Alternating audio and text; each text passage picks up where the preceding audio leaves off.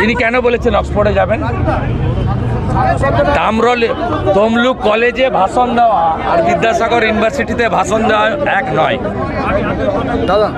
City কলেজে ভাষণ দেওয়া আর কলকাতা বিশ্ববিদ্যালয়ে ভাষণ দেওয়া এক নয়।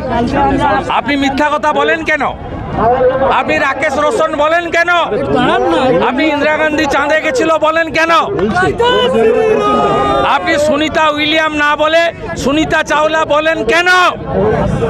আপনি বলেন কেন মাতঙ্গিনী হাজরা শহীদ হয়েছে পিছাবনিতে?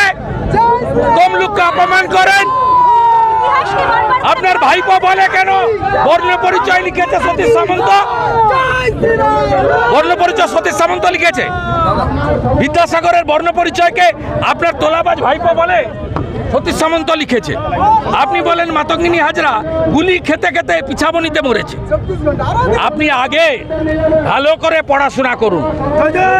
আপনাকে নিয়ে গোটা পৃথিবী হাসছে। আপনাকে নিয়ে পৃথিবী হাসছে। আপনি 1500 কেজি ওজনের বাচ্চা হয় বলেন, পৃথিবীতে 1177টা দেশ বলেন। আপনি 47-এ রবীন্দ্রনাথ ঠাকুর গান্ধীজিকে শরবত খাওয়ানোর কথা বলেন। রবি ঠাকুর 41-এ মারা গেছে। ভবানীপুরে হারাবো।